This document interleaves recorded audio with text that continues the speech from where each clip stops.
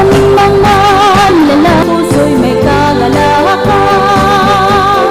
Kandungan ka ng bawat ngitiin, sa pag-away sandigan ka namin. Isulat, kaagapay kaming magkakabuklod. Dugot, pawis, alay sa hamon, buhay na sagana at payapa.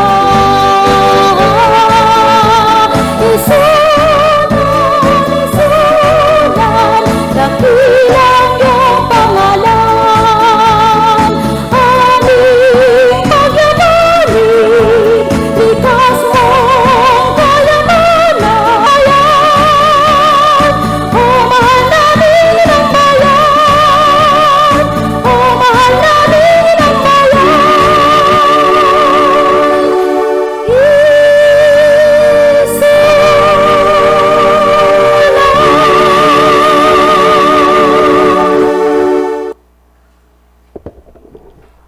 My fellow Councilor, please raise your right hand as together we recite the Councilor's Creed.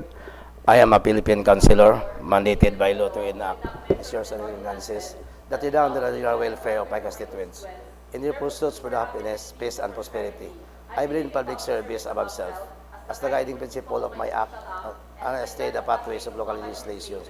May the Almighty guide my mind and heart that I shall be true to my constituent Filipino people.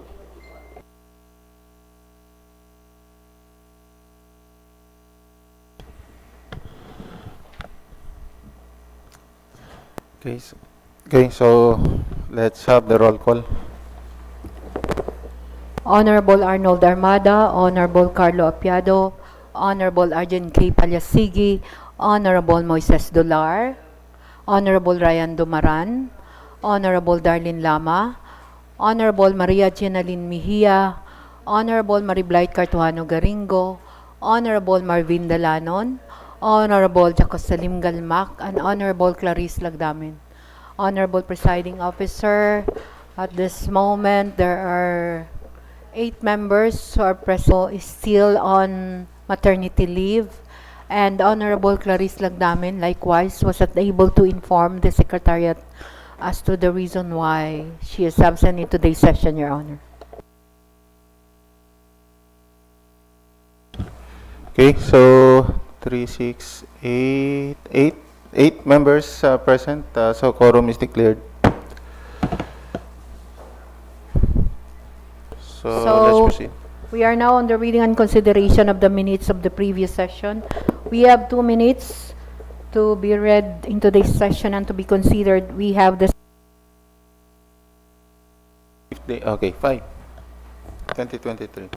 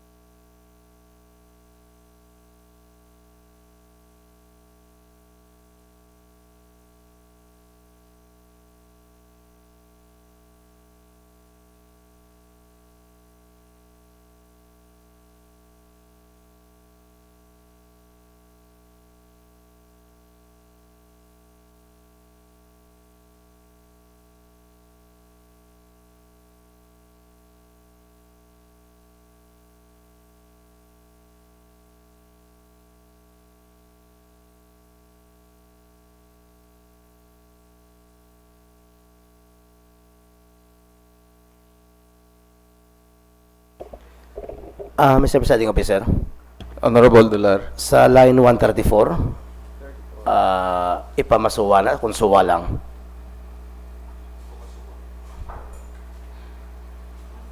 Okay. Ipo. Ipo. Ipo Masuwa. Ipa na. Ipo. Ipo.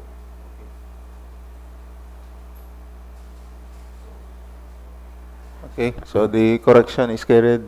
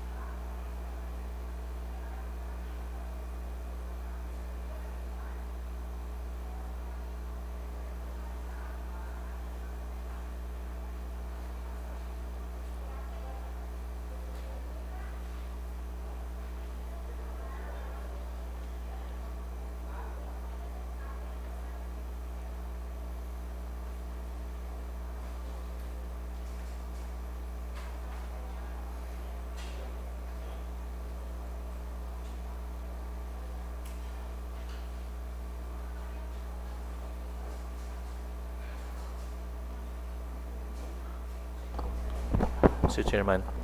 Honorable Apiado. Mr. Chair, if there's no more correction on our minutes, I move for its adoption. Okay, so the minutes of our regular session held on September 5, 2023 is hereby adopted as corrected.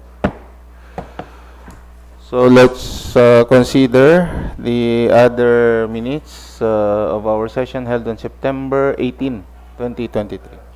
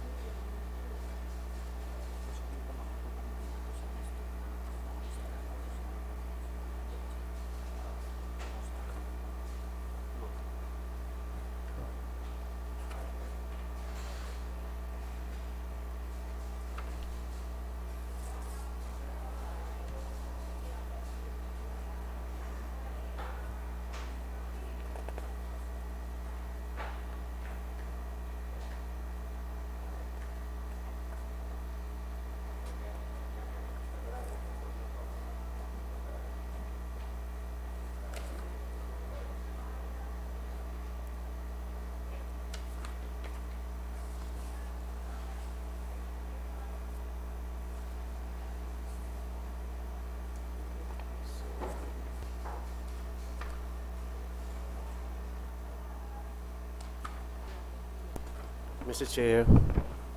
Honorable Ryan Dumaran. Yes, Mr. Okay, so This August body. Some of the barangay chairmans asking what happened to their aid to the barangay under our supplemental budget, and also some of my companions with regards to the payback salary of especially the ISULAN 6. Actually, the decision of the court was final, referred to the committee to have a remedy or solution with that matter, Mr. Chairman. okay, so we will reserve discussion on that, Honorable Dumaran, or during the committee report later, no, para isa lang ka-discuss. Honorable Apiado. Yes, Mr. Chair. In addition to the statement of the presiding officer, the concern of Honorable Dumaran will be the subject of the committee report of the Committee on Finance later on. Okay, so any more concern? So if there's none, let's proceed, Madam Secretary.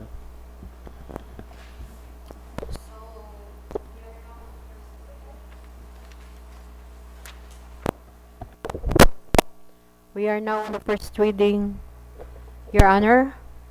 Item number 1, letter received from the office of the mayor addressed to the vice mayor, requesting for the urgent passing of resolution for the proposed abolition of the position of tax mapper 2 with salary grade 15 assigned at the office of the municipal assessor, and the creation of 2 positions of assessment clerk 2 and tax mapping aid under the office of the municipal assessor.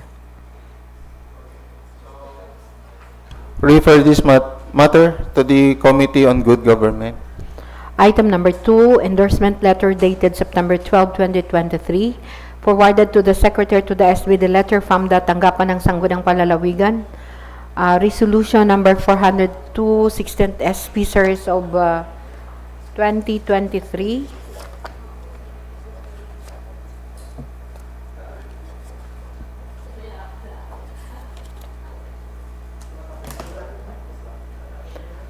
Declaring Municipal Ordinance Number 2023-290 of the Sangguniang Bayan of ISULAN, entitled An Ordinance Amending Some Provisions of Municipal Ordinance Number 2015-210, entitled An Ordinance Institutionalizing the Barangay Health Workers of the Municipality of ISULAN, setting the guidelines for their qualifications, providing funds for honorarium and privileges thereof and for other purposes, valid in part, subject stipulated conditions thereof.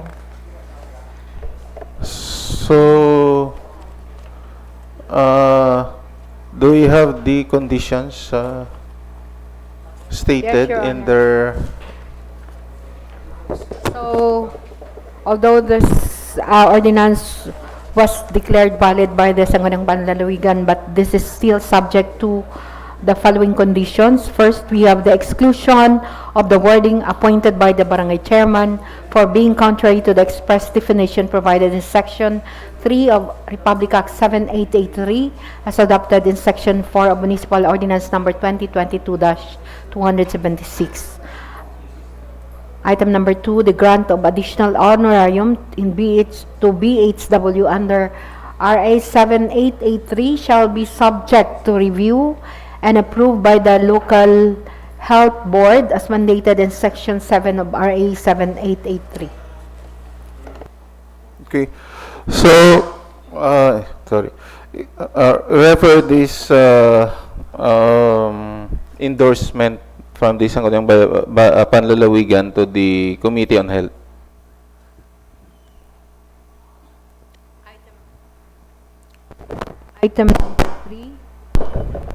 Item number 3, letter received from the Department of Public Works and Highways, Sultan KUDARAT, 1st District Engineer Office, Region 12, addressed to the Secretary to the SB. This is in connection with the granting resolution number 2023-49 SB for an extension of food bazaar along the road right of way, fronting ISULAN Municipal Hall until December 31, 2023. Okay, so for our information.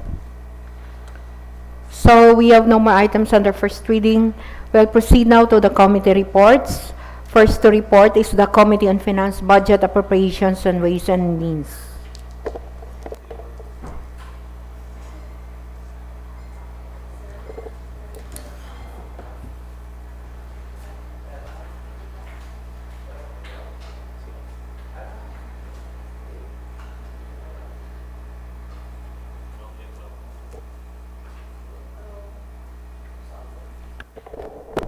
Test. Mr. Chair.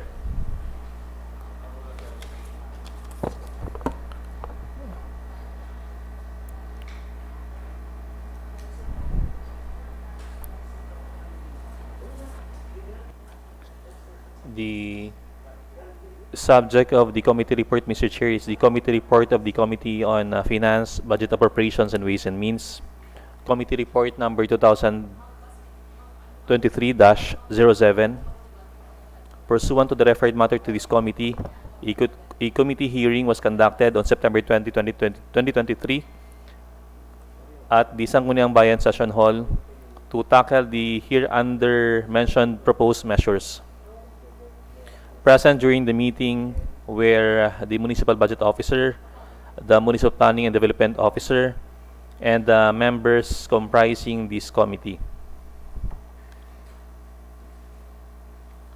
Items: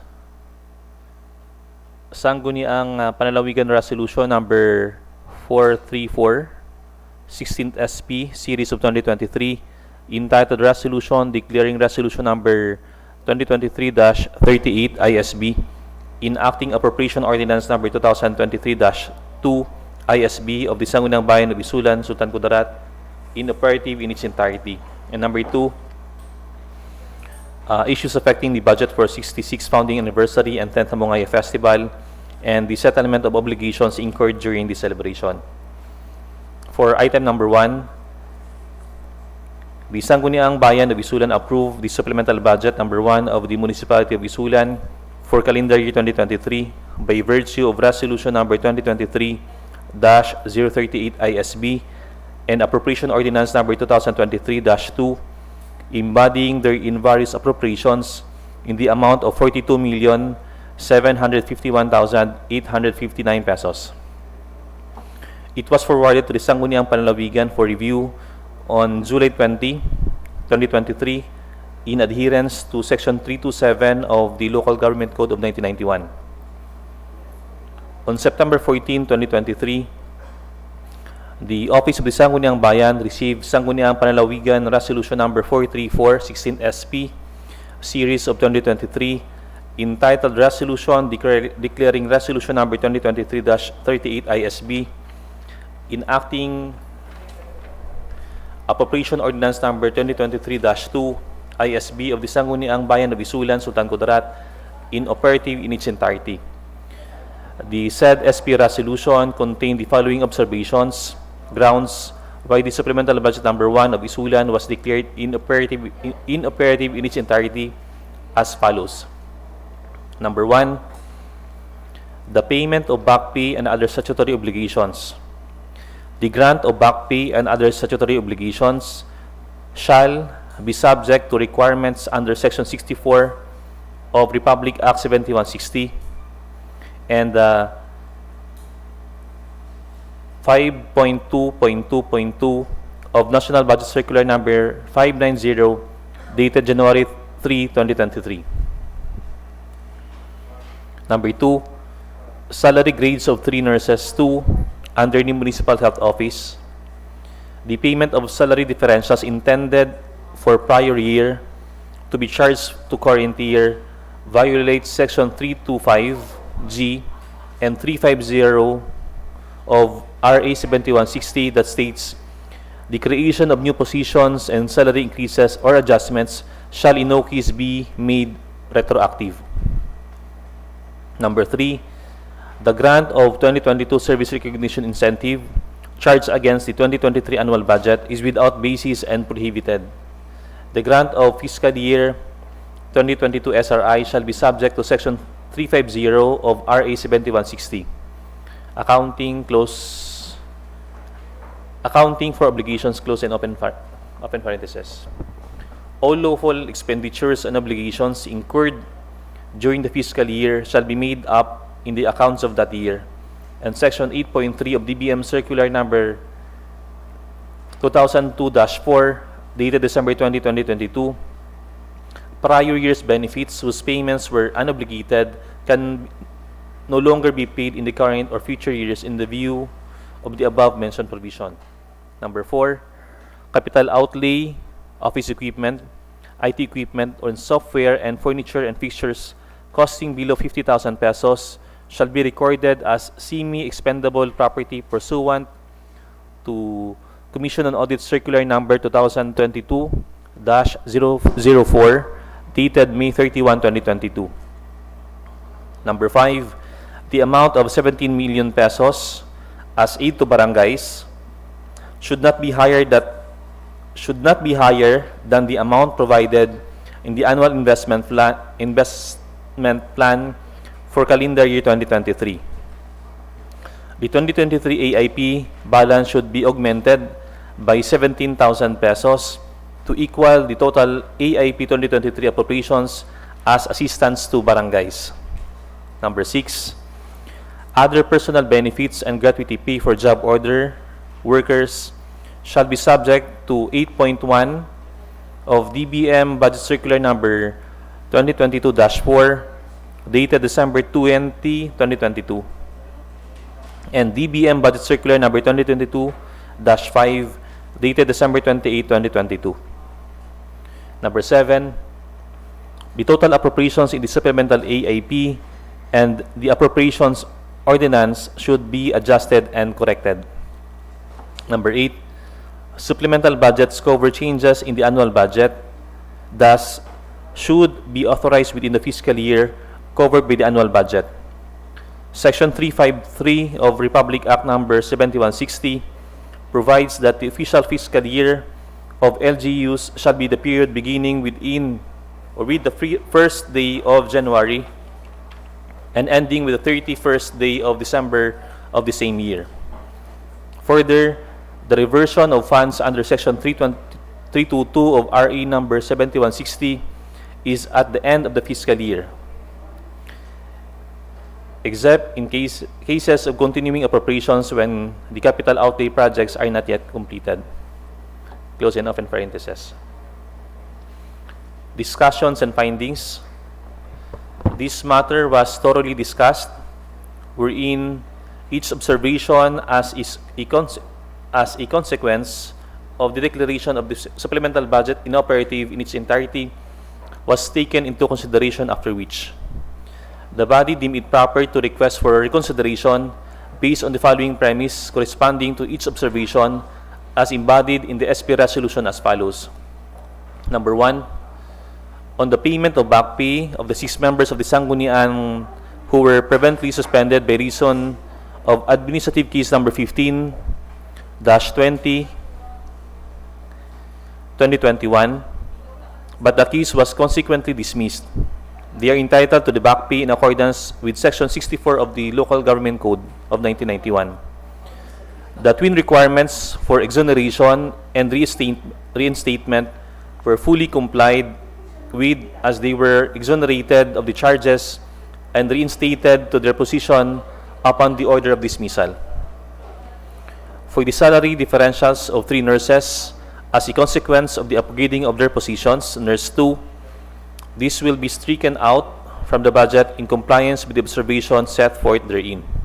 And number 3, in compliance with the observation of the grant of service recognition incentive, this grant will instead be appropriated under other personal benefits fund as provided in the fiscal year 2023 annual budget.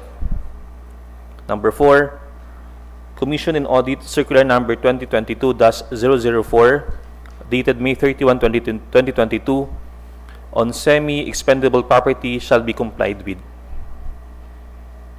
Number 5, in compliance with the observation of the as regard the aid to barangays in the amount of 17 million pesos at 1 million pesos per barangay, these shall be adjusted to 16,983,000 pesos at 999,000 per barangay in order not to exceed the appropriation intended for the purpose as provided in the 2023 annual investment plan. Number 6, as to the observation on the grant of gratuity pay in accordance with DBM Budget Circular Number 2022-5, dated December 28, 2022, this will be complied with accordingly. For item number 2, Mr. Chair, this is the discussion and findings. The issue was raised during the session due to various obligations of the LGU in connection with the holding of the 66th founding anniversary and 10th Hamungaya Festival, considering the non-payment and settlement of the obligations to the supplier and contractors, as well as the refund of expenses incurred by the different chairperson of the Fiesta committees. The source of funds for the holding of this celebration is from the cultural and athletic funds in the amount of 3.5 million pesos. However, the allocation for some activities were insufficient, and as a consequence, the chairperson, just to ensure the success of the celebration, have no other choice but to shoulder personally some of the expenses. It was then the decision of the body, once and for all, to settle all the obligations incurred during the holding of this celebration.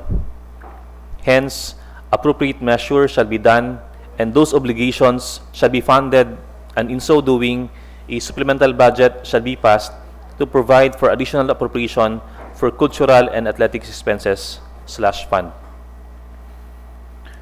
Recommendation: wherefore premises considered, the committee hereby recommends for the passing of the following. Number 1, resolution earnestly requesting the Sangguniang Panlalawigan of the Province of Sultan Kudarat for reconsideration of the review of Supplemental Budget Number 1 for calendar year 2023 of the Municipality of ISULAN, which was declared inoperative in its entirety by virtue of Sangguniang Panlalawigan Resolution Number 434 Series of 2023. And number 2, resolution enacting appropriation ordinance for supplemental budget number 2 of the Municipality of Isulan for calendar year 2023. Respectfully submitted by the Committee on Finance, Budget Appropriations and Ways and Means, Committee Chairperson, yours truly, Committee Vice Chairperson, Honorable Moises L. Dular, and Committee Secretary, Engineer Marvin L. Dalanon.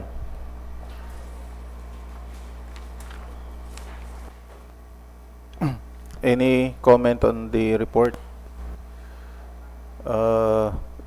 We will take up one by one the matters discussed by the committee as contained in the report of the Sangguniang Panlalawigan. So we will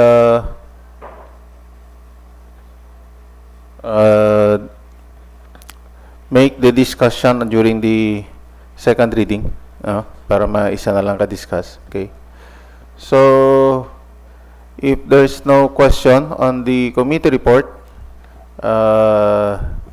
then the committee may move. Mr. Chair, I move for the adoption of our committee report, and I also move that this matter be scheduled for second reading in today's session. Okay, so this committee report of the Committee on Appropriation is hereby adopted, and the measures recommended be calendared for second reading this session. So, next to report is the Committee on Accreditation. Okay, so the chairman is recognized.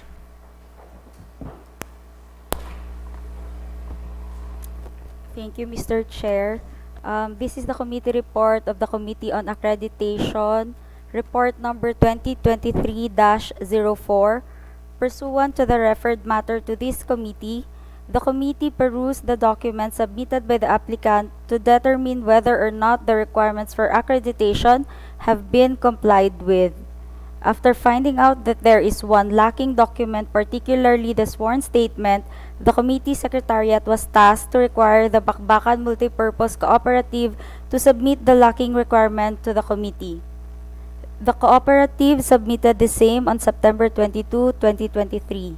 Item number 1, renewal of accreditation of Bakbakan Multipurpose Cooperative. Findings: as per records of this office, the Bakbakan Multipurpose Cooperative was accredited by the Sanggunian in 2019. At present, the applicant has submitted the following administrative requirements to it: 1. Duly accomplished application form. 2. Board Resolution Number 51 Series of 2023. 3. Certificate of registration issued by the Cooperative Development Authority. Certificate of accreditation issued by Department of Agriculture Region 12 and Rice Competitiveness Enhancement Fund. Number 4. List of current officers. Number 5. Calendar year 2022 minutes of the annual meeting. 6. Calendar year 2022 annual accomplishment report. 7. Calendar year 2022 financial statement. 8. Profile indicating the purpose and objectives of the organization. 9. Original sworn statement stating the CSO is an independent, non-partisan organization and that it will retain its autonomy while pursuing the advancement of the people's interest through its membership in a local special body after satisfying all the requirements and set criteria as stated in the ILG Memorandum Circular Number 2022-083 dated June 15, 2022, and after securing a certificate of accreditation from the concerned sanggunian. With the foregoing, the committee, after a careful perusal of the above-mentioned documents, finds substantial compliance with all administrative requirements for its renewal of accreditation, and that this organization has the same purpose for which it has organized and is not contrary to law, morals, good customs, public order, or public policy. Wherefore, premises considered, the committee hereby recommends passing a resolution approving the renewal of accreditation of Bakbakan Multipurpose Cooperative. Further, that this measure be deliberated on second reading this session, respectfully submitted by the Committee on Accreditation, Committee Chairperson yours truly, Committee Vice Chairperson Honorable Ryan M. Dumaran, Committee Secretary Honorable Maria Jeneline N. Mejia. Okay, so any comment on the report? Okay, there being none, you may proceed, Honorable Arjen. Mr. Chair, I would like to move for the adoption of my committee report number 2023-04, the renewal of accreditation of Bakbakan Multipurpose Cooperative, and be deliberated on second reading this session. Okay, so the committee report is hereby adopted and the measure be calendared for second reading this session. So we have no more committee reports. We'll proceed now to the calendar of business under second reading. First is based on the committee report of the Committee on Finance, Budget, Appropriations, and Ways and Means. So, the chairman, Honorable Apiado, is recognized. Mr. Chair, the committee is open for any question and clarification as to the committee report. So, the first resolution is a resolution requesting the Sangguniang Bayan, ay Sangguniang Panlalawigan, to reconsider the findings that they made. Right, Yes. Honorable Apiado? Yes, Mr. Chair. Okay. Following the observations of the Sangguniang Panlalawigan. Okay. So the first observation is the payment of back pay and other statutory obligations. This should be subject to the requirements under Section 664 of RA 7160 and 5.2.2.2 of National Budget Circular number 590 dated January 30, 2023. So, first, what is the question or the issue raised by the Sangguniang Panlalawigan, Honorable Apiado? Mr. Chair, the committee is of the opinion that once the case is dismissed, the members of the Sangguniang Bayan and the previous members of the Sangguniang Bayan are already deemed exonerated, Okay. and therefore be allowed to receive their Back pay. back pay, Mr. Okay. Chairman. What is the statement given by the Sangguniang Panlalawigan? In their comment, anong butang nila? Their comment, Mr. Chair, that the grant of back pay and other statutory obligations shall be subject to the requirements under Section 64 of RA Wala na 7160. ilang comment, man. Salary of respondent pending suspension. And with this, Mr. Chair, may I be allowed to have a statement of the record? Okay. Off the record discussion.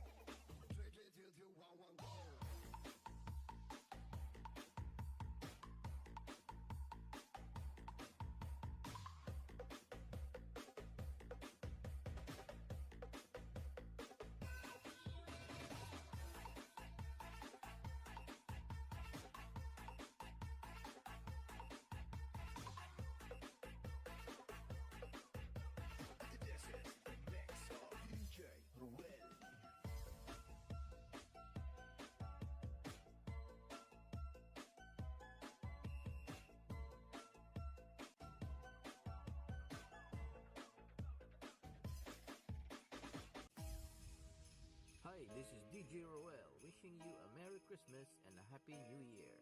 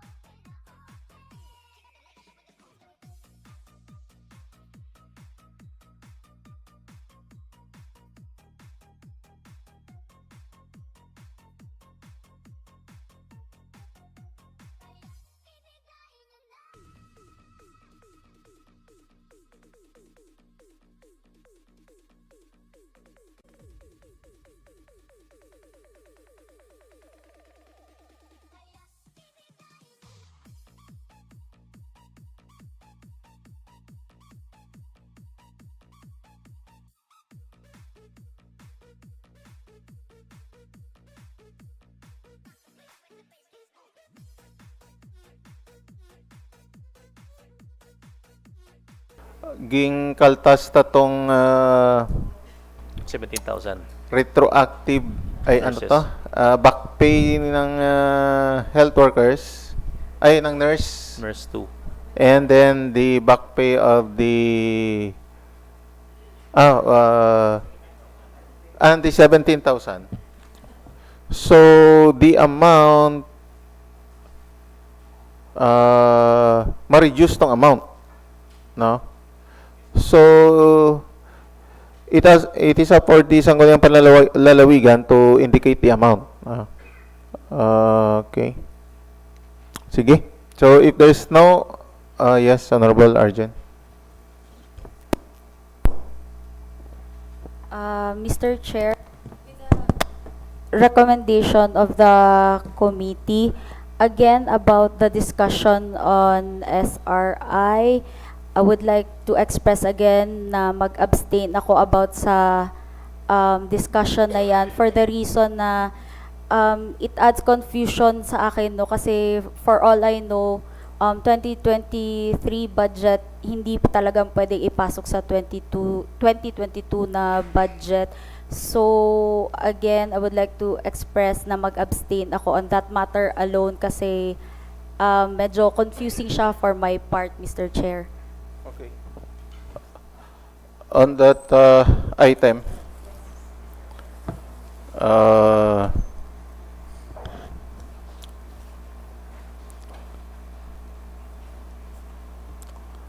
from SRI to personal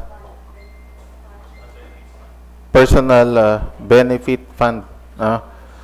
So you express your abstention on that, Honorable Arjun. Okay. So, Honorable Dumaran, are you raising your hand? Yes, Mr. Chairman. The same statement with Honorable Arjen Palisigi, Mr. Chair. Okay, so you also abstain on this item? Okay, so... Excuse me, Mr. Chair. Yes, Honorable Clarice Lagdamin. I also abstain for that matter. Thank you po.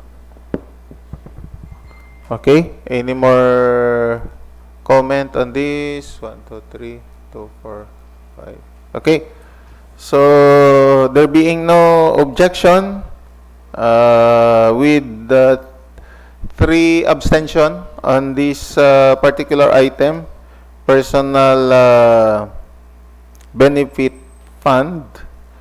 So the resolution recommending to the Sangguniang Panlalawigan requesting to reconsider supplemental budget number 1 is hereby approved.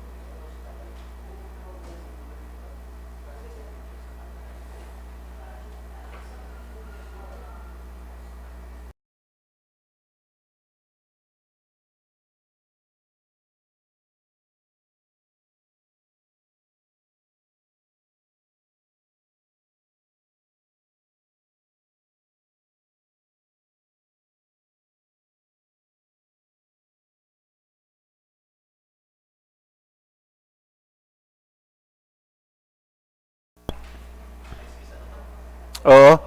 Ma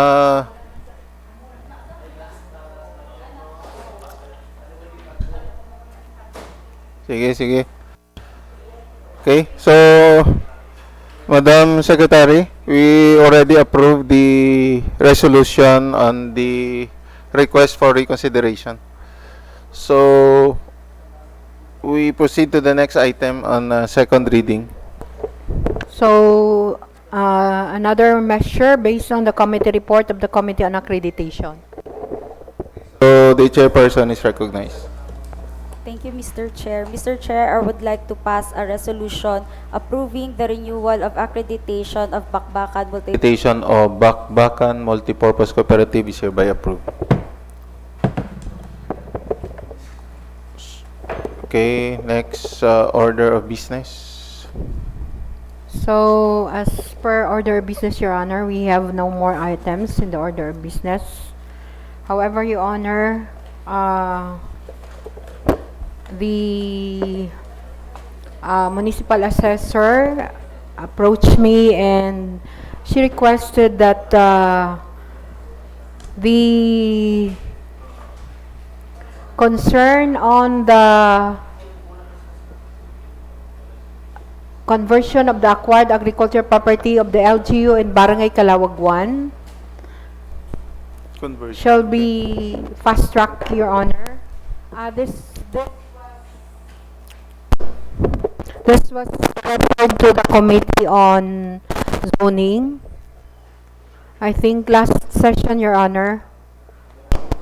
However, daw ginadalian na gid nila ini nga ma-process ining sa acquired agricultural property of the LGU in Barangay Calawag 1. So, this is formerly owned by Cesar Hoteya. This is for the proposed housing project, relocation site for underprivileged families and qualified families of LGU employees of the municipality. So, this was requested by the Office of the Mayor for the authority to the Honorable Mayor to transact on behalf of the LGU with the Department of Agrarian Reform for land conversion of the said property, Your Honor. So that is the resolution requested pa, no? Yes, Your Honor. To authorize the Honorable Mayor to transact with the DAR for the conversion, no? Your Honor. So I think on suspended rules, we can approve of that resolution. Mr. Chair. Honorable Marvin. Actually, may schedule karon sa hapon ang committee. Hindi na to pag-i-committee kung Oo, kung ma-approve tama lang. approve ta subong. Kay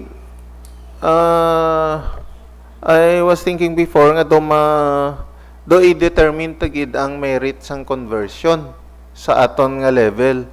Pero hindi magaling. Ang gina-request lang resolution is just to authorize the Honorable Mayor. So it's up for the local chief executive now to transact with the DAR.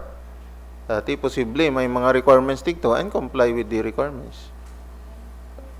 Sa aton end,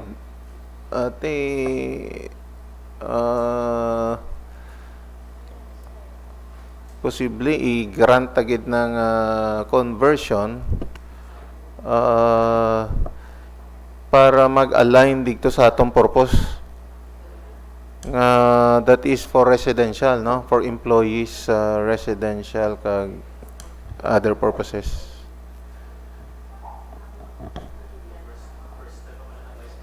First step pa man lang eh. Atong matter gate nga subject of committee hearing, Honorable Marvin, ano ganito? So, ang first gate nga request, amo ni, no? Authorizing the Honorable Mayor gyapon. Sige, sige. So, may urgency. Na-explain nila, Madam Rax, kung anong urgency? Kay ready na for submission guro ang requirements sa DAR. siyempre, can authority to submit. To submit that document. So, I think, no? We should, okay. Honorable Marvin, on suspended rules or rules are suspended.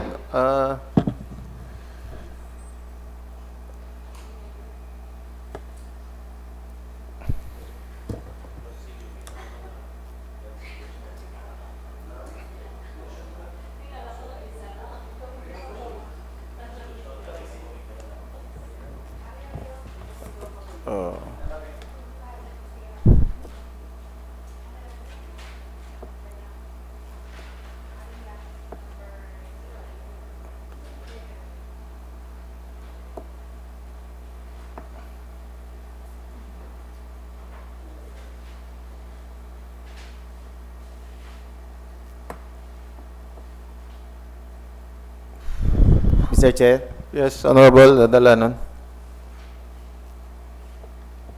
I move for the passing of a resolution authorizing the municipal mayor to transact on behalf of the LGU ISULAN with the DAR for the land conversion of the acquired agricultural property of the LGU in Barangay Calawagwan, ISULAN, Sultan, Kudarat, covered by title number T-26981, identified as lot number 170, PLS-208-D-13, with an area of 49,967 square meter, portion only, and lot number 460-A, CSD-11-000659, with an area of 40,008 square meter, owned by Cesar Hotea. Okay, so there being no objection, the resolution authorizing the Honorable Mayor to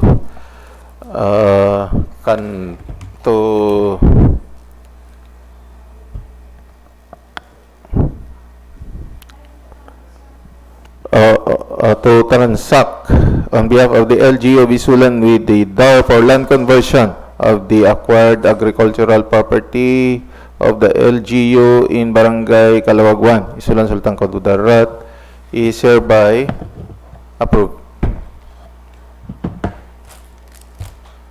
Okay, so let's go back to unassigned business.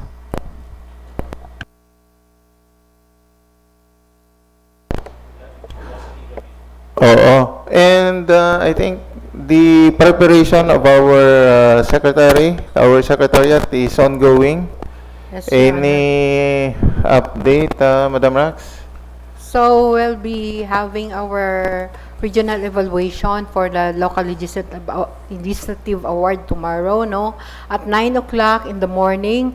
So I am really earnestly requesting your presence, tanan kamo kinanglan ara gidbuas. So para sa full support naton sa aton nga regional evaluation, para sa kadalagan man sang aton nga opisina, no. Nakita naman ninyo na prepare, although hindi pa gid niya kuan, more or less medyo na ano ng office naton, na enhance ng office naton. So ginpintahan na, thanks to Honorable Marvin Dalanon, pero gipang ano na, gipang pinta-pintahan na, at least daw naglimpyo ang opisina nato, no. And then so kami naman dito, as to the documents, more or less mga 90% na nga ready na siya. So hindi lang naton balaan, no. Pero ang aton niya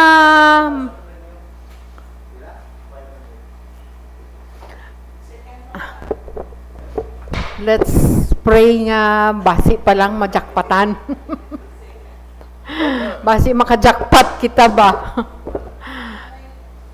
Ang ako lang ginaano, no, your full support para sa buwas, kay wala gid ginakaptan nga kwarta, no. Total nagdaog naman kita sa province, may premium naman kita sina. Ang akon lang, no, pwede magambag-ambang ka na isang tag 1.5. Kay damo na gid kami expenses nga na-incur man dito sa aton nga pag-prepare sa aton mga documents. Iban pag nga mga incidental expenses, no. Do hindi ko na gid kaya. Pwede magatag sang 1515 mandatory lang anay. Ibalik lang ni kung makuha naton tong daog naton, ibalik na lang ining 15. For the meantime, tagain ninyo anay isang 15. Mangayo lang yung isang bulig ninyo. Kaya daw wala nagit ko ano ba. So nagatag na tatlo na nagatag. Si Honorable Arjen, si Honorable Dolar, at si Honorable Ryan Dumara.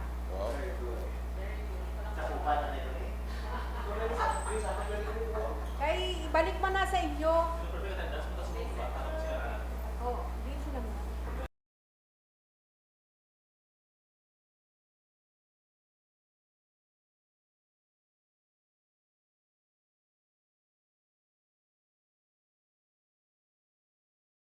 Sige.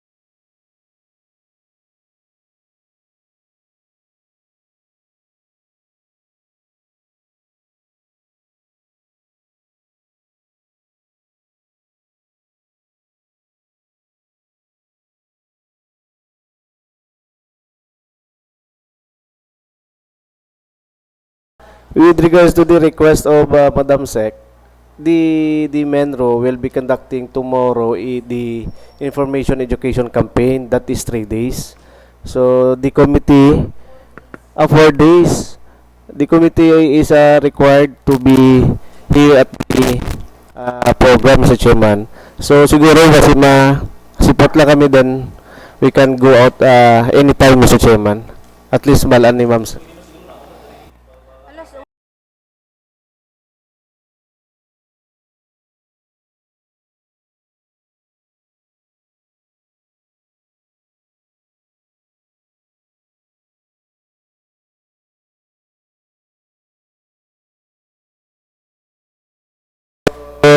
Recap na lang, no? Formal attire tomorrow.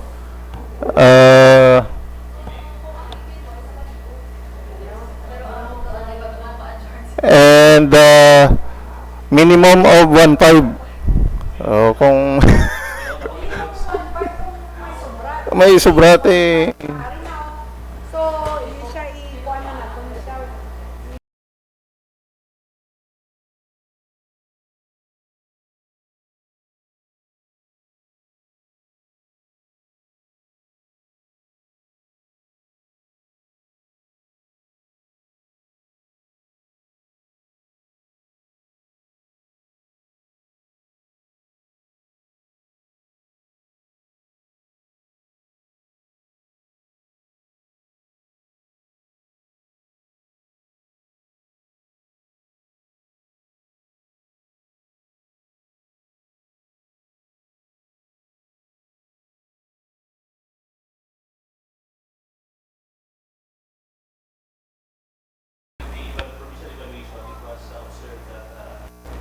Have lacking legislation, one of which is the administrative code.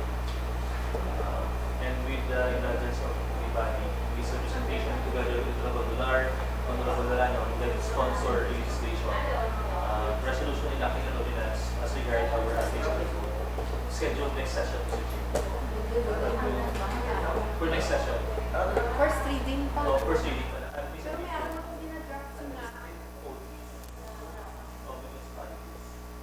It pertains to the operation of our LGU, the relationship of the executive and the legislative, the functions of every offices, the structure of the organization, May araw pag niya isa public-private partnership. Natapos ko ng draft. so we also include PPP for first reading next session. Panikuha na lang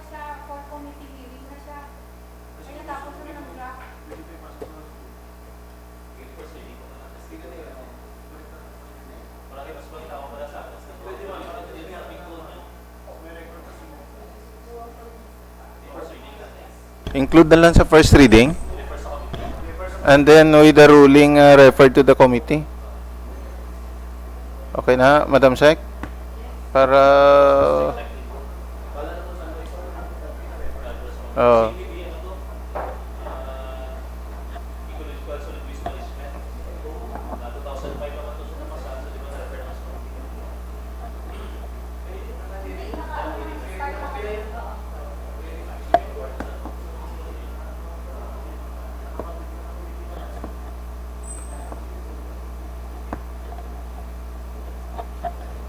Okay, so session adjourned.